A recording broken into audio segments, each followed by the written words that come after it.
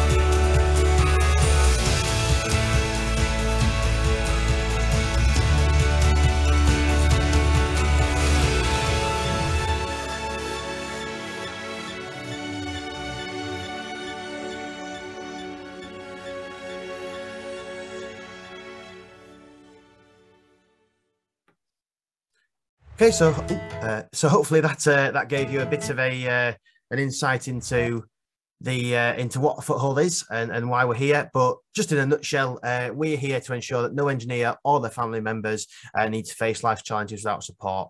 And that's a whole range of challenges, from financial challenges to mental health and physical health challenges, legal challenges, and everything in between.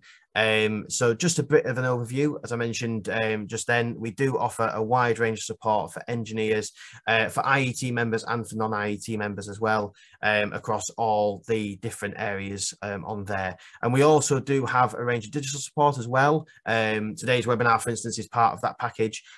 So we do monthly webinars. We have an app as well, which contains legal advice on a whole range of legal issues.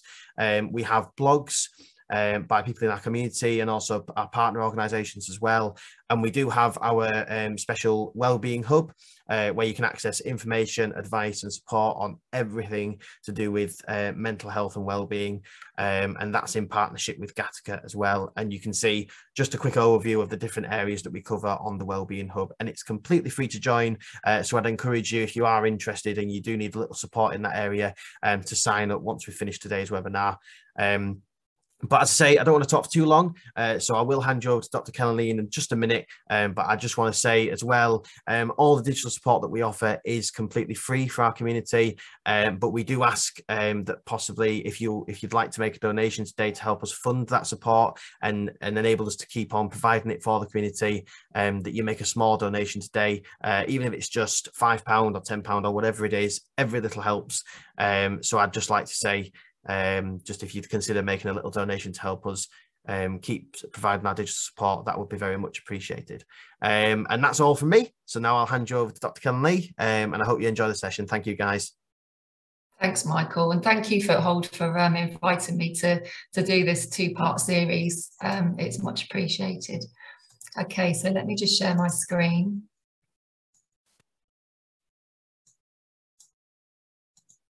All right, Michael, can I just check that we can see the screen, please? Yeah, I can see that. Yeah. Can you see just what can you see now? Can you see the second slide or just one?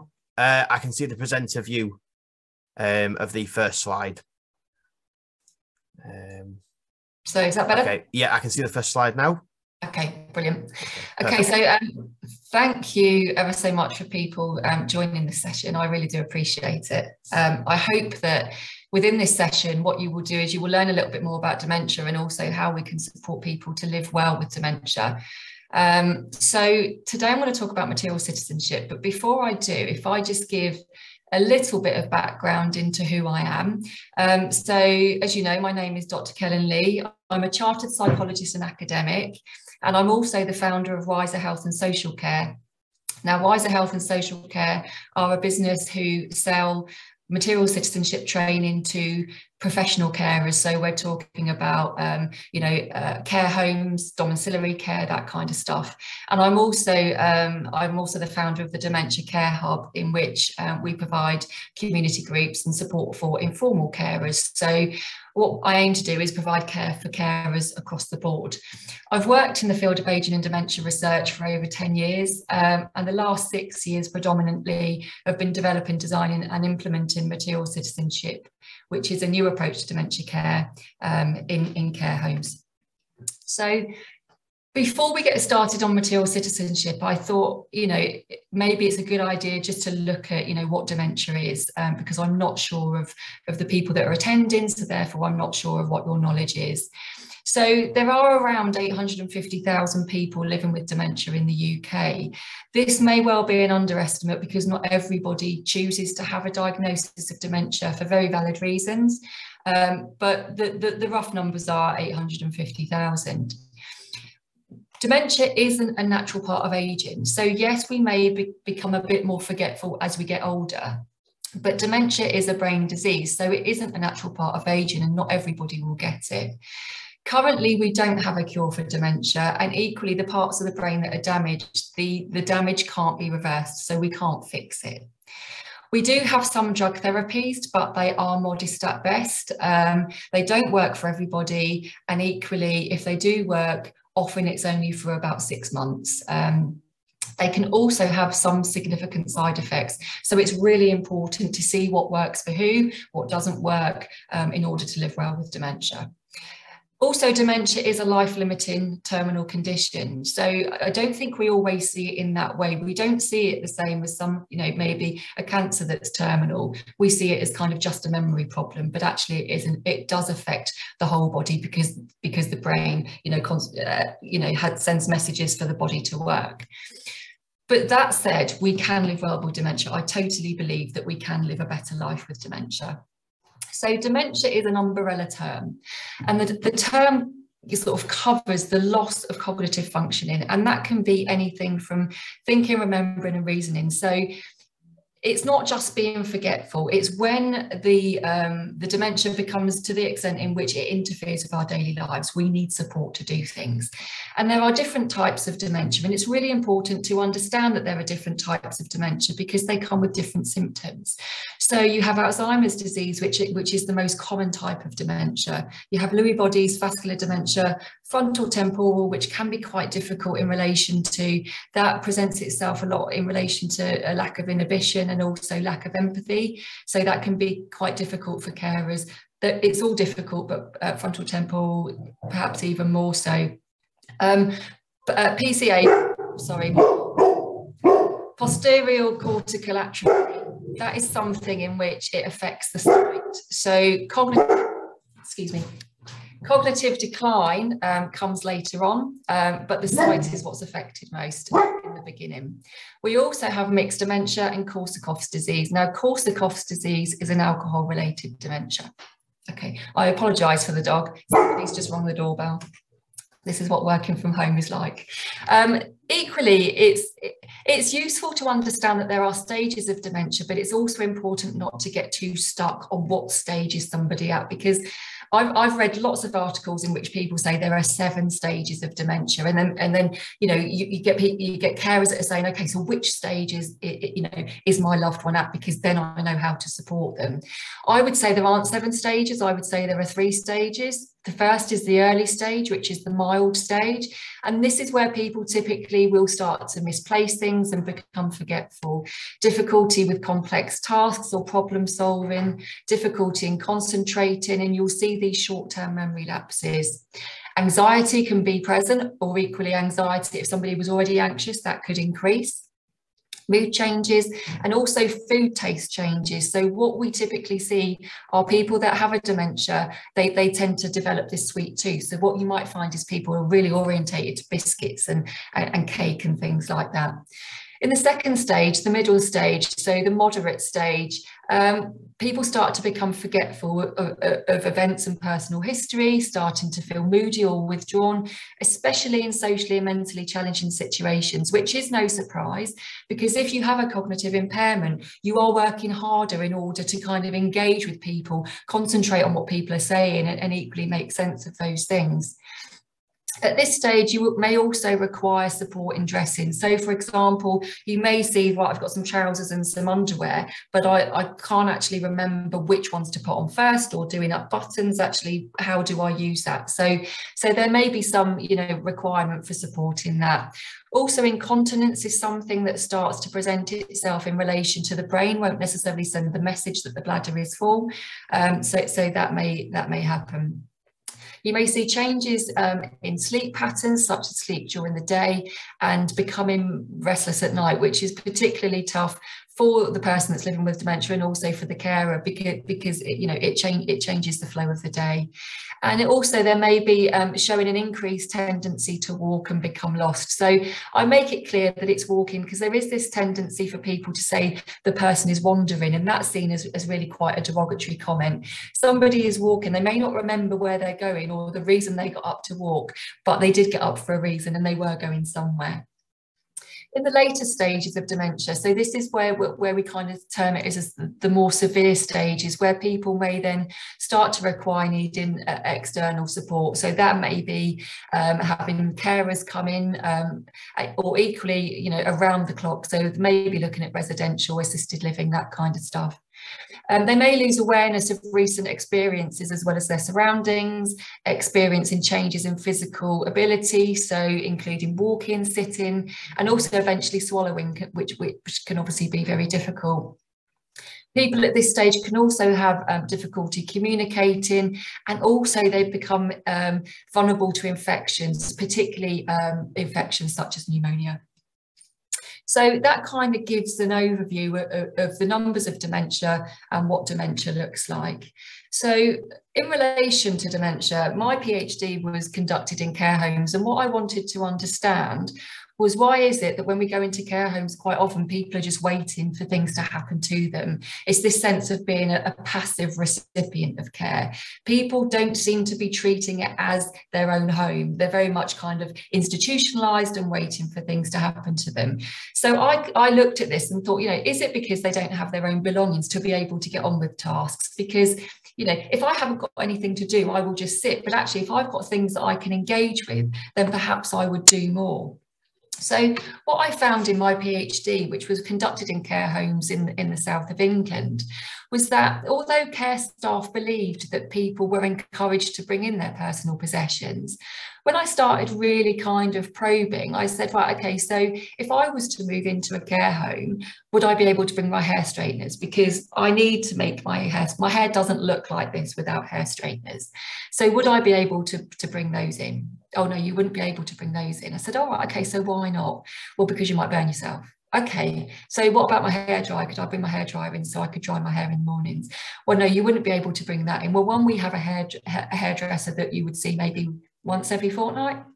And equally, if you had your hairdryer, you left it on, that could cause a fire, you could leave it in a sink. So what I started to find is that although staff actually believed that people were encouraged to bring things in, they were actually only encouraged to bring certain things in that were seen as fitting, one, for somebody that was living with dementia, and two, for what a care home actually represents in society.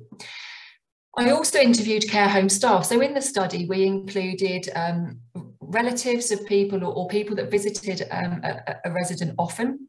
The residents themselves and also care staff. So family members, when I spoke to them, they just hadn't thought about it. I think quite often, it was a very stressful time. The person was moving into, one room and they had a whole house to deal with. So it was just like, let's just take the sort of the bare minimum, what that person would need. And after the interviews, they said, I wish I'd thought about this before. What I also found was that people with a dementia weren't included in decision making about their possessions. What would often happen is there would either be a crisis at home or a hospital admission, and people often were transferred straight from the hospital straight to the care home, and they weren't included in what objects and what personal possessions they wanted to take. I also found there was a lack of control over personal possessions. So this was both existing possessions and new ones. So the existing ones in relation to, members of care staff through their work would often remove things from somebody's room if it was seen as being, well, they maybe shouldn't have had that, or a family member's brought that in, or I don't think they should have that, so we'll remove it. Equally, for new possessions, often people didn't have control over their own money. So the person would then have to ask a member of care staff if they could have a possession. They would then have to ask family, and it kind of went around in this circle. So they couldn't actually buy the things that they wanted to buy.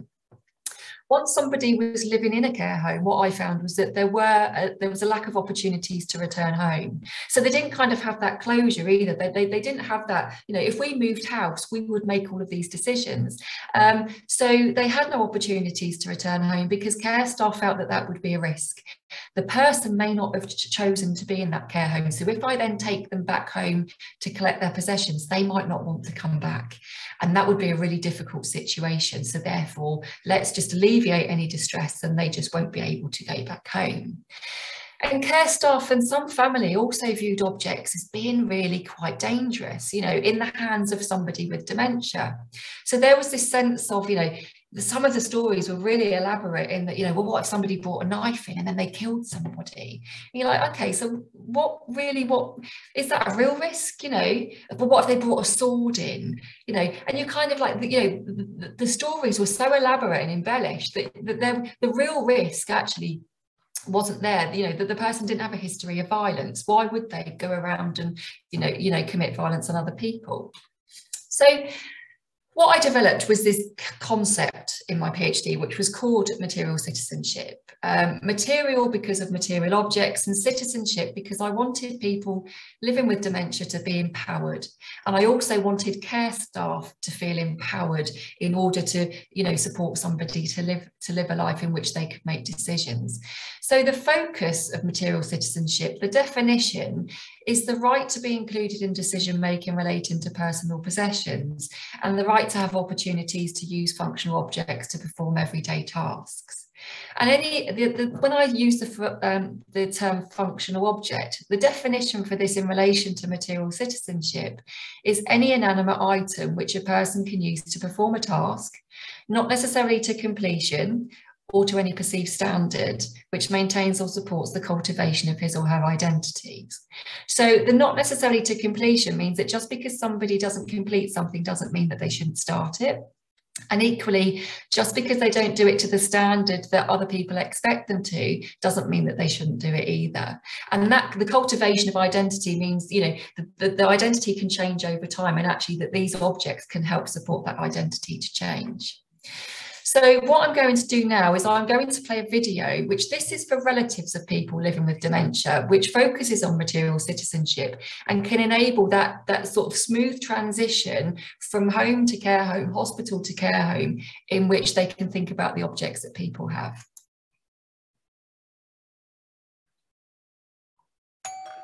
So let's say you have to read an incredibly long email from your boss that you have to finish before the big meeting.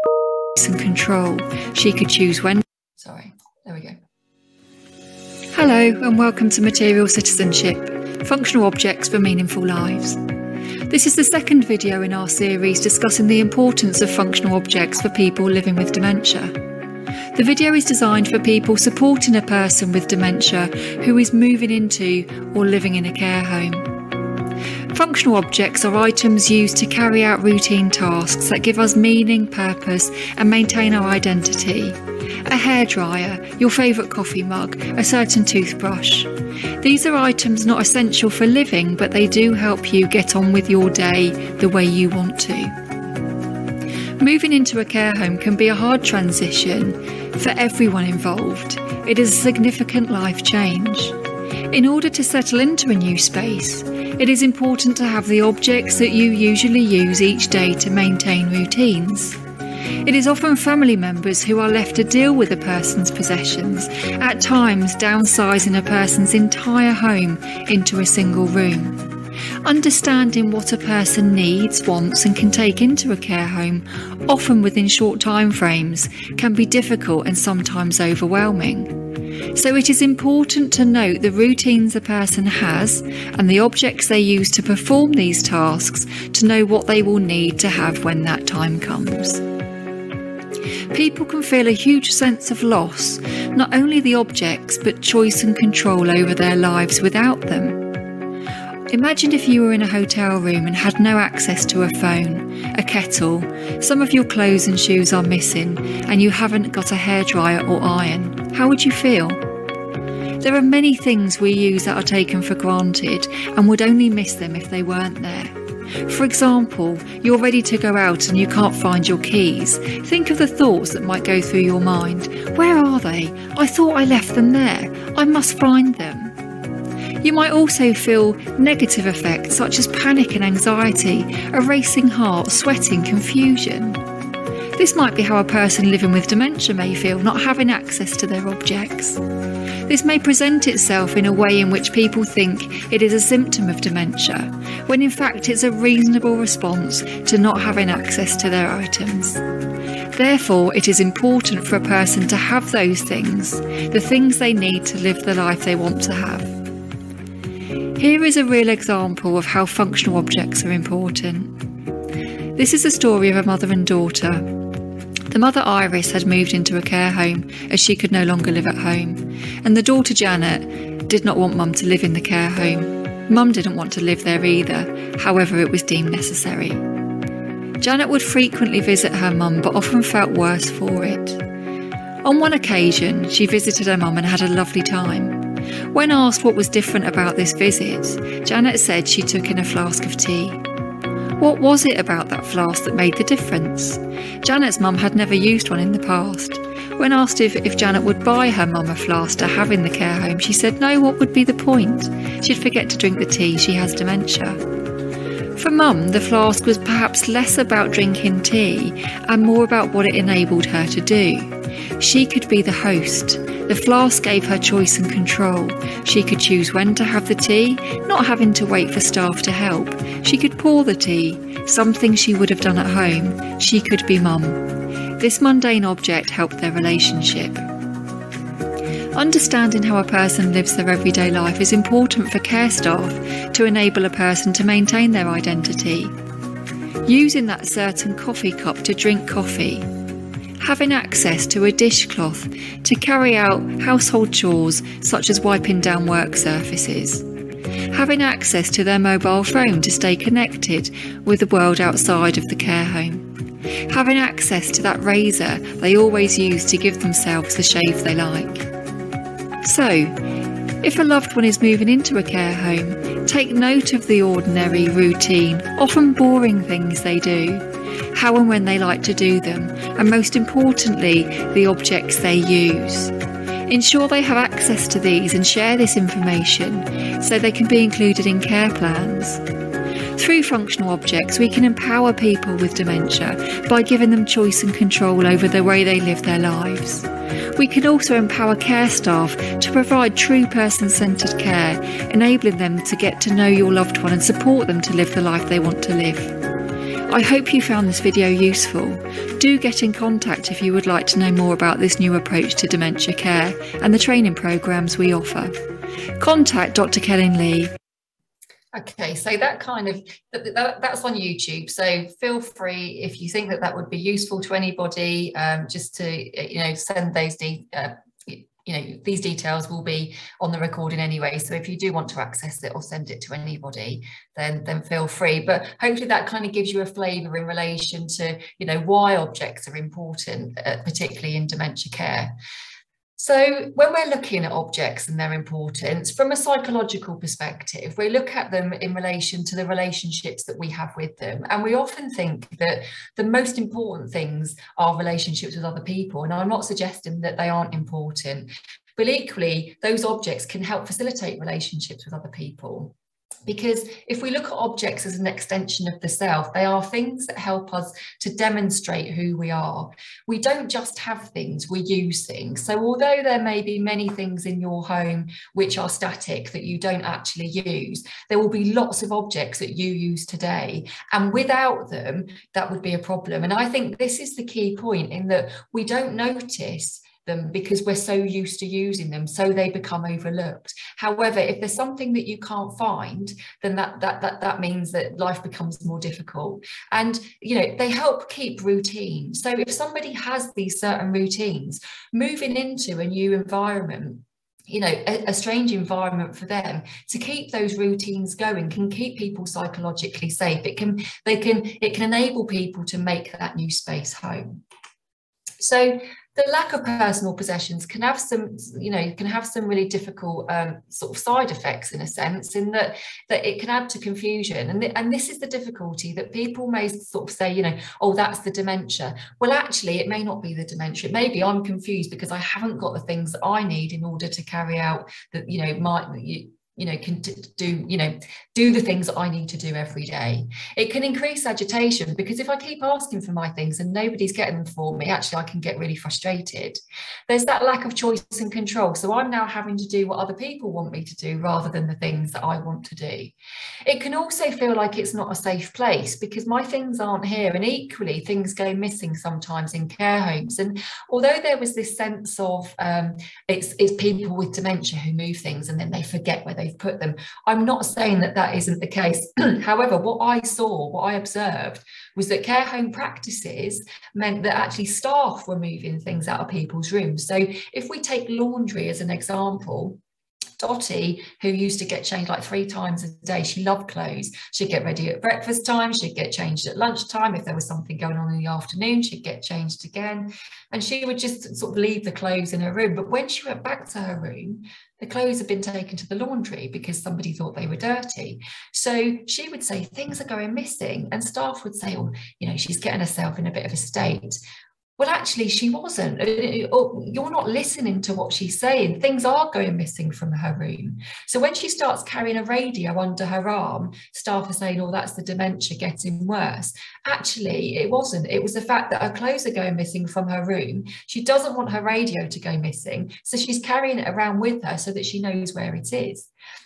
There's also an increased dependency, because if I haven't got the things that I need to use, if I can't use the things to make a cup of tea or to butter my toast or, to do my hair, I'm then dependent on you to do things for me, which increases the workload of staff and decreases the independence that people have. There's also this loss of identity. I am somebody that does these things, and yet nobody's allowing me to. So my identity is being chipped away. That sense of disempowerment, I have no choice and control over things. That's not a great position to be in. And also what we can see is an increase in antipsychotic drugs, because if people are becoming more confused and there is an increase in agitation, people will then find that behaviour challenging, so then perhaps go down the antipsychotic drug route, when actually what we could do is we could intervene with material citizenship if it isn't already in place, and we can then say, right, okay, well, let's look at what is this behaviour, what is that person communicating to us. So what I'm going to do now is I'm going to show you another video. It's a little bit shorter than the one I've just shown you.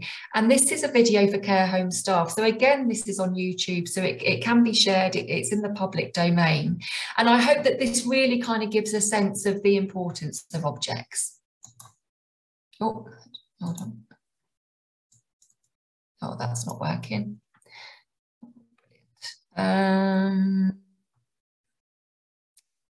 Let me, well, Michael, do you know how I can do this? The link doesn't seem to be working. I'm not sure, just from my end. We had a technical issue with the first video as well, where the video wasn't playing, but people could only hear the audio. So I think if we share the videos after the webinar as well, along with the recording, then people can watch them in their own time, maybe. Because I'm not exactly sure how we can solve that right now. So if you can move on without any detriment to the presentation, then that's probably for the best. But yeah, we will share the videos afterwards, guys. So sorry for the technical difficulties here. Oh, sorry. Yeah, it's because I haven't embedded them, I guess. So what can you see now on your screen? A slide with services, audience and length. Right, okay. So you can see, right, okay. Yeah, so that's the next slide now. Yeah, that's where. Okay. There are, so you can see it later. It's just a shame that you can't see it now, because it kind of gives a real idea of how life can change with those objects. But what I can do now is I can talk you through the impact that material citizenship has had. So all's not lost.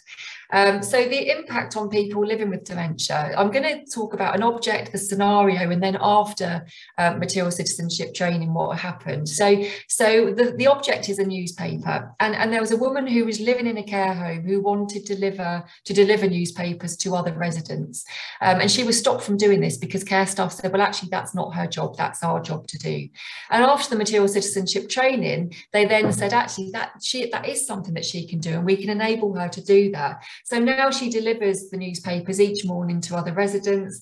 She stops and she has a chat while doing it, and staff have reported improved levels of well-being for her, and also other residents enjoy her visits because she stops by and has a chat with them.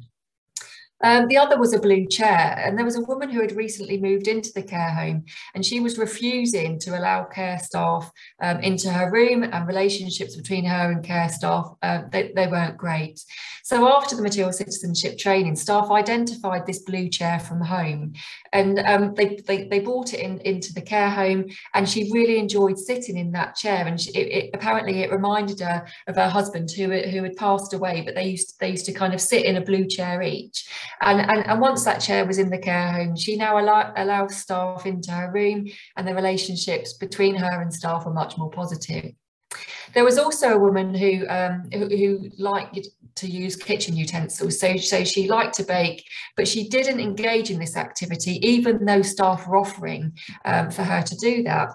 And what it was that they didn't have the right kitchen utensils. So she used certain kitchen utensils. So after material citizenship, staff went out and bought her the right kitchen utensils. And this enabled her to start baking, and it also gave her a reason to get out of bed, because up until then, she didn't really have a reason to get up. In relation to the flask, I've already mentioned that in the video, which you heard but you didn't see, so I won't talk about that one. But I also want to talk about how this can also be transferred not just into care homes, but also into the lives of people that are still living at home. So I worked with a woman who she was still living at home with her husband, and he was becoming quite angry with her about money, because he always managed the money, he always managed the bank accounts, but there was the decision was made that he could no longer manage the bank account. So they did a lasting power of attorney and stuff like that. And anyway, he wanted a debit card, because what he could still do is he could still go down to the pub, he could buy himself a beer, he could then come back home afterwards. But she wouldn't allow him to have a debit card in case he got scammed or in case somebody took advantage of him. So I said to her, well, okay, so how about, you speak to the bank, get the bank to give him a card, you put maybe 30 quid in a week or whatever it is, and then that's the only amount that he can have. So after she spoke to the bank, they issued him a card, and then he could go to the pub, and she got the break that she needed, and equally he wasn't angry anymore because his identity was maintained. He could have that autonomy, he could walk down, he could buy himself a beer, he could then walk back. So this isn't just about care homes, although most of my work has been done in care homes in relation to material citizenship. It can be transferred into home life as well. So the impact that material citizenship had on care staff was that what I found was that there were a lot of risk-averse practices going on, because care staff felt uneasy about positive risk-taking, because if something happens, it's going to be my fault. But after material citizenship training, management reported that staff were now working with a much more can-do attitude in the care home. Staff also worked on a basis of assessing physical harm and overlooking the psychological harm. So, you know, you can't have so for me, for example, you can't have your hair straighteners because you might burn yourself. Overlooking the fact that actually, but then I'm not going to feel good. I may not want to come out of my room. My mood would be, you know, there would be a drop in my psychological well-being, you know, just because of these hair straighteners. So after material citizenship, this provided staff with what they called a safety net. So it enabled them to weigh up both the physical and the psychological risk and then be able to make a decision. The home had task-orientated routines.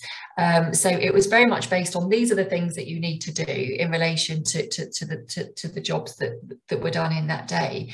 And one manager said it had transformed how they work. So residents can now eat when they choose rather than at meal times, and they were enabled to do more of what they wanted to. Staff used to notice that, you know, or they didn't notice that some of the staff were doing, you know, they all do an incredible job. And some of them were doing stuff that, you know, was kind of the gems, you know, that they were really supporting people to live the life that they wanted to live. And they'd say, oh, I just do that. They didn't recognise that what they were doing was person-centred, that it was excellent care. And after doing the material citizenship training, they really started to notice the things that they were doing, which were really, really great, and equally kind of encouraging other staff to do it. I found that staff lacked confidence in relation to dementia care. A lot of the training that they'd received was very much based on things like symptoms of dementia, dealing with challenging behaviour, that kind of focus, and they lacked that confidence. And after they'd attended the material citizenship training, the staff were more confident in the way that they worked, and also more confident with external medical professionals, with other residents, and also with relatives. And staff were uninspired. You know, they did a lot of e-learning which they didn't feel was relevant to their jobs. It wasn't the care home that they were in. And after the material citizenship, they felt inspired, they felt valued, and they wanted more of this type of training. So the services that we offer in relation to material citizenship, we run workshops for senior leadership teams in order to work from the top down so that staff can feel supported in changing that. Material citizenship training, in which I can go in and I deliver training to care home staff. We developed a train the trainer training, so that if you have a care organisation, you have their in-house trainers, I can train them and then they go out and roll it out to care staff. Material citizenship at home, that is in relation to dementia advisors, admiral nurses, informal carers, and also material citizenship online. So some care homes found it difficult to release care staff to do training because they just didn't have enough care staff to go around. So we developed 4 videos that are accessible online, so care staff can actually access those videos as and when they need to, which means that they can still have the training that they would like. So what does material citizenship do? It enhances psychological well-being of people living with dementia and those who care for them.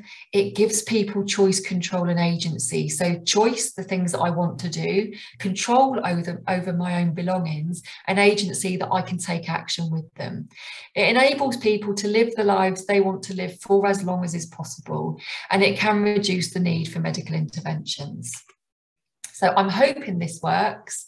This is just, I was absolutely chuffed to bits because this was sent to me, I think it was Friday or Saturday, from an organisation called Hallmark Care Homes, who they, other care homes exist, other care home companies, but they sent me this because they have adopted material citizenship. And this is a woman who didn't used to make her own breakfast. So I'm really hoping, because this is embedded, you'll be able to hear and see this.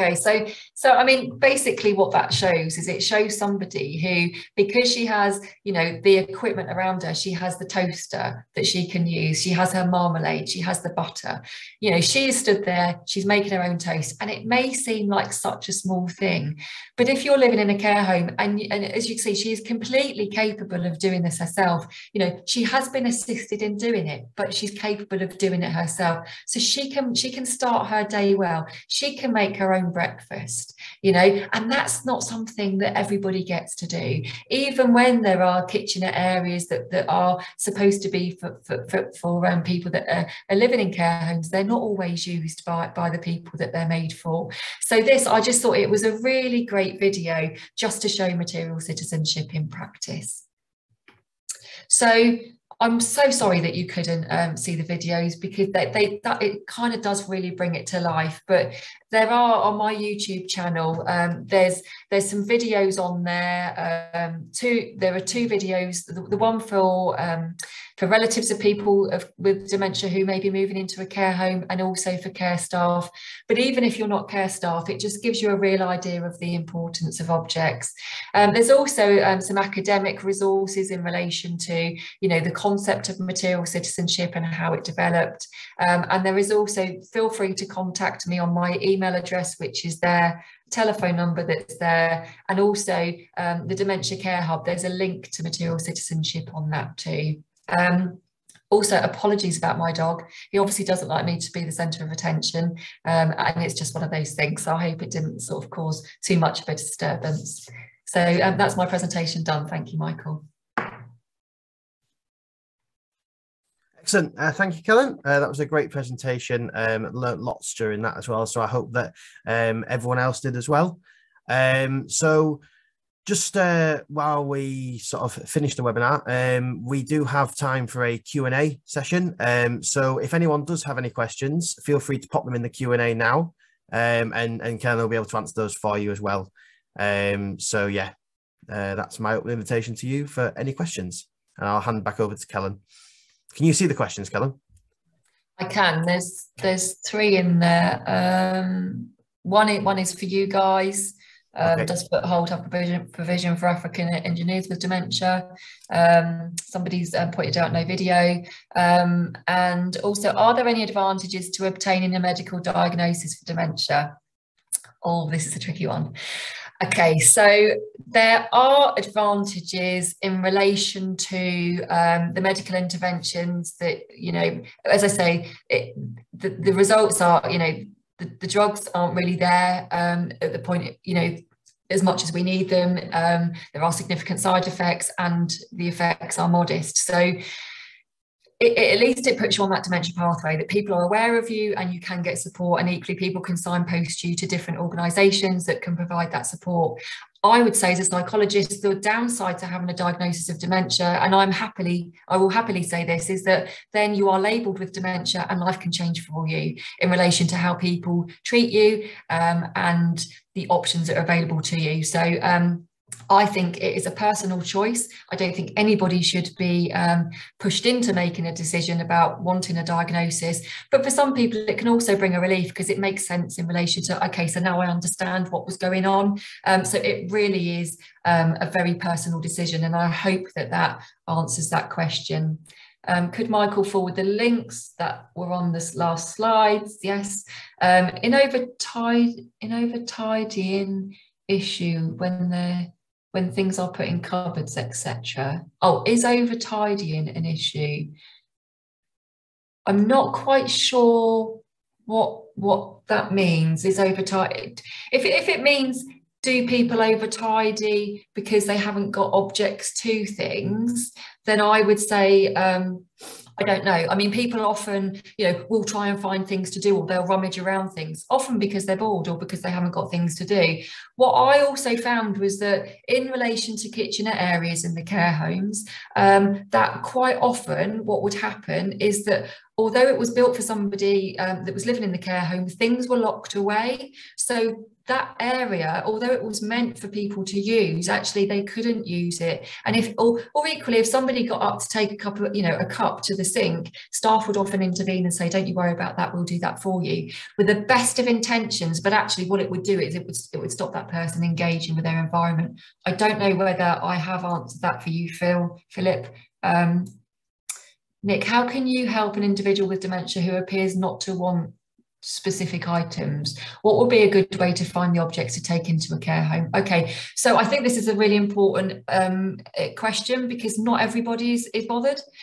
So there was one guy who lived in the care home, and actually he was quite happy to sit. He was quite happy for people to run around after him. He was quite happy to have everything done for him. However, there was one thing actually, which was his binoculars. So he used to sit on one side of the room and the patio doors were on the other side of the room. And because he was quite shaky, his binoculars were taken away. Nobody explained to him why. And I think because they thought they were quite valuable. If he drops them, they'll smash.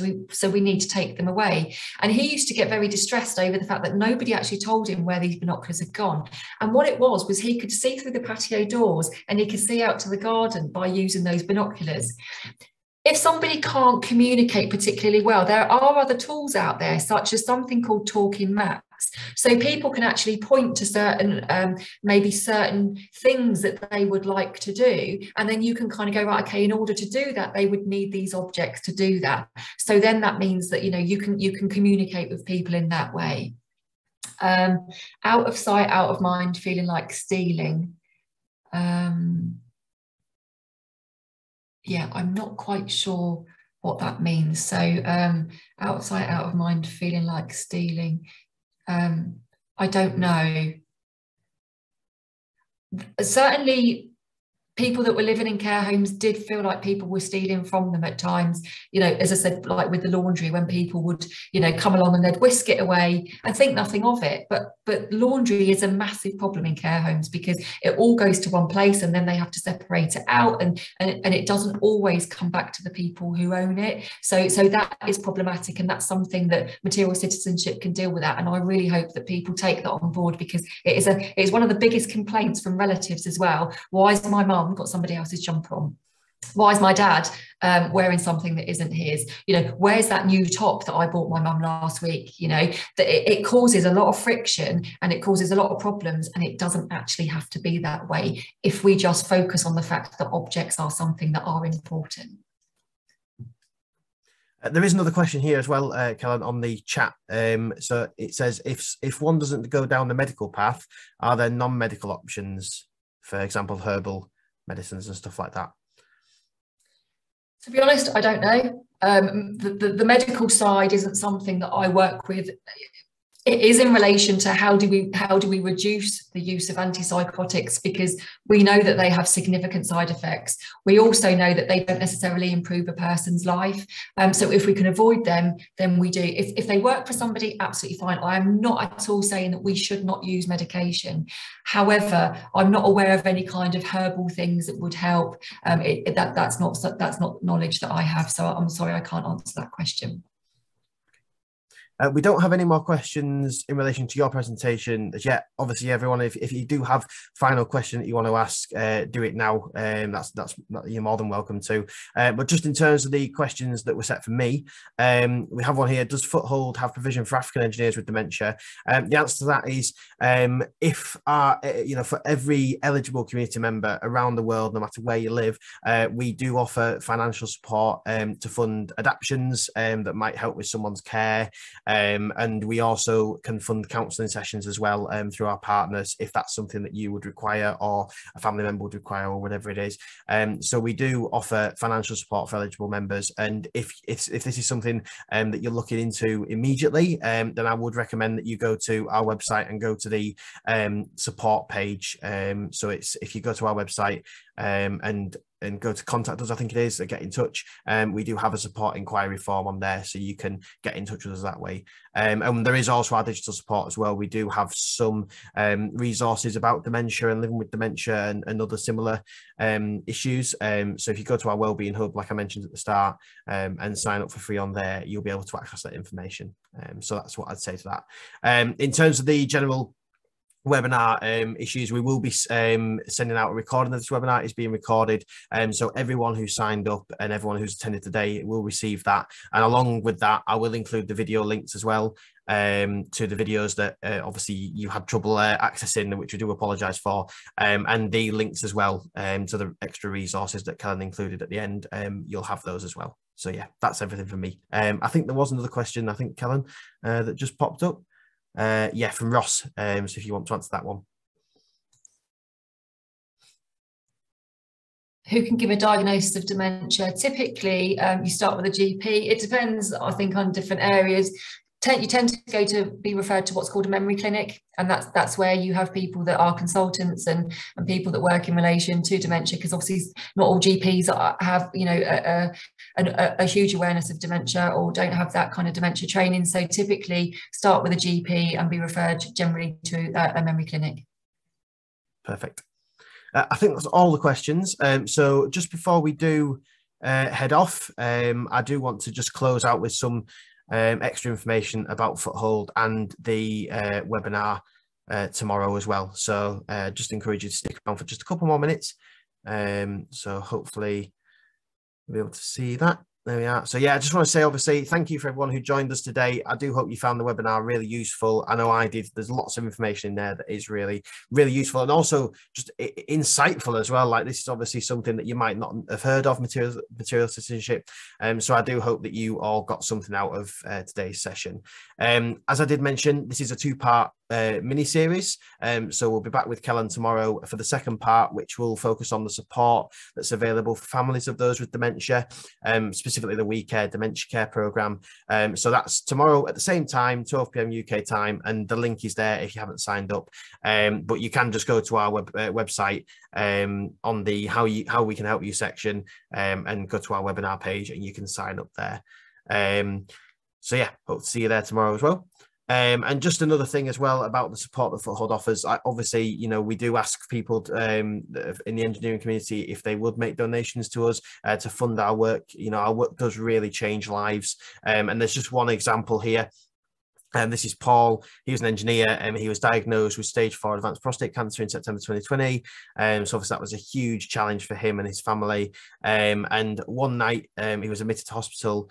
And he was just sort of praying that that wouldn't be the last time that he'd see his family. And you can just imagine how distressing of a time that would be for him or anyone else in that situation. And we were able to help him with financial support, and that helped him sort of keep things ticking over while he was going through this terrible time. And it meant that he could put food on the table for his family and they didn't lose their home. And he's now on the mend, and everything's going well for him. So, you know, but it kind of does beg the question, you know, what would have happened to him and his family, you know, had he not reached out to Foothold? And that's what we're here for, you know. So it really does make a difference if you can support us. And obviously, if you are someone or you know someone who does need that support, obviously you can get in touch with us today, and we'd be more than happy to see how we can help. You can support us in other ways too. We do obviously do a lot of fundraising to fund our work, so you can take part in fundraising challenges. This month we are doing a Run Till It Hurts challenge, and you can get involved in that literally by setting yourself a target of how many miles you want to exercise for, or how many steps or whatever it is, and exercise in any way possible. So you can run, you can swim, you can cycle, you can do whatever you want just to reach that target, and encourage people to sponsor you in doing that as well. And there's more information about that on our website, as I've listed there. We also have volunteering roles available if you want to help us deliver our support, or you can host your own fundraising event as well. And again, there's more information on that on the website, at myfoothold.org/get-involved. And you can connect with us, obviously, again, on our website, on our social media, and our contact details are there as well if you do want to get in touch with us. As I say, this webinar will be recorded, so you will receive the webinar and the links to the videos and the extra resources over the next few days. So that's it from me. So I hope you enjoyed this webinar, and hopefully I'll see you for tomorrow's session. Thank you, guys.